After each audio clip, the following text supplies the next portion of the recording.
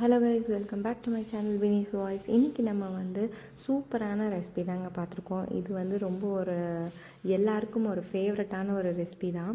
Chicken momos தான் try பண்ணியிருக்கேன். And இது எப்படி செய்கிறதுன்னு பார்க்குறதுக்கு முன்னாடி என்னோடய வீடியோ ஃபர்ஸ்ட் டைம் பார்க்குறீங்கன்னா என்னோடய சேனலை மறக்காமல் சப்ஸ்கிரைப் பண்ணிக்கோங்க. அண்ட் வாங்க வீடியோக்குள்ளே போயிடலாம். அதுக்கு ஃபஸ்ட்டு நான் ஒரு கப் மைதா மாவு எடுத்திருக்கேன். அதுக்கப்புறம் உப்பு, எண்ணெய், அதுக்கப்புறம் கொஞ்சமாக தண்ணி ஆட் பண்ணியிருக்கேன். இதை நல்லா அந்த சப்பாத்தி மாவோட அந்த கன்சிஸ்டன்சிக்கு உருட்டிக்கோங்க. அதுக்கப்புறம் கொஞ்சமாக அதில் எண்ணெய் தடவி ஒரு 5 to 10 நிமிஷம் அப்படியே அதை சைடில் வச்சுருங்க. இதே ப்ராசஸை நான் கோதுமை மாவுலேயும் ட்ரை பண்ணியிருக்கேன்.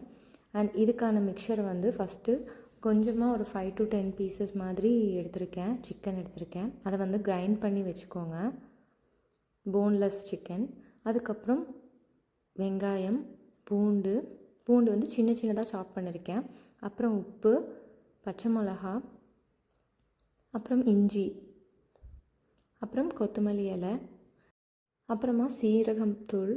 இது எல்லாத்தையும் நல்லா அந்த மாதிரி மிக்ஸ் பண்ணிக்கோங்க. எல்லாமே குட்டி குட்டியாக சாப் பண்ணிக்கோங்க.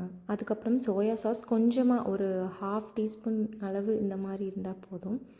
இதையும் செப்ரேட் பண்ணி வச்சுடுங்க. இப்போ நம்ம அந்த மைதா மாவு இருக்கு இல்லையா, அதை இந்த மாதிரி ஒரு நம்ம ஒர்க் சர்ஃபேஸில் இந்த மாதிரி வச்சு ரோல் பண்ணிக்கோங்க. ரோல் பண்ணி உங்களுக்கு வேணுங்கிற இந்த மாதிரி ஒரு ரவுண்டு க்ரியேட் பண்ணி வச்சுக்கோங்க. அதுக்கப்புறம் அதே மாதிரி கோதுமை மாவுலேயும் ட்ரை பண்ணிக்கோங்க. இப்போ அந்த ஸ்டஃப்பை உள்ளே நீங்கள் ஸ்டஃப் பண்ணிக்கோங்க, சிக்கன் ஸ்டஃப்பை. சாரி, எனக்கு கொஞ்சம் அந்த ஷேப்ஸ் வரல, அட்ஜஸ்ட் பண்ணிக்கோங்க. இந்த மாதிரி இது மைதாலேயும் வச்சுக்கோங்க, கோதுமை மாவுலேயும் இது பண்ணிக்கோங்க. கிட்ஸுக்கெல்லாம் நீங்கள் கோதுமை மாவில் கொடுக்கலாம், ரொம்ப நல்லது. ஸோ இந்த மாதிரி இட்லி பாத்திரத்தில் வச்சுக்கோங்க. எல்லாமே ரெடி பண்ணி அப்புறம் ஸ்டீம் பண்ணிக்கோங்க. அது ஒரு 5 to 10 மினிட்ஸ் ஸ்டீம் பண்ணால் அவ்வளோதாங்க, ரெடி ஆயிடுச்சு சிக்கன் மோமோஸ். இது மைதா ப்ளஸ் கோதுமை ரெண்டுலேயுமே நான் ட்ரை பண்ணியிருக்கேன். எப்படி இருந்துச்சுன்னு சொல்லி நீங்கள் கமெண்ட் பண்ணுங்கள். அண்ட் இந்த மாதிரி மோர் வீடியோஸ்க்கு என்னோடய சேனலை மறக்காமல் சப்ஸ்கிரைப் பண்ணிக்கோங்க. அண்ட் பக்கத்தில் இருக்க பெல் ஐக்கானை ப்ரெஸ் பண்ணால் தான் நான் போடுற வீடியோஸோட நோட்டிஃபிகேஷன்ஸ் உங்களுக்கு கிடைக்கும். And see you, bye.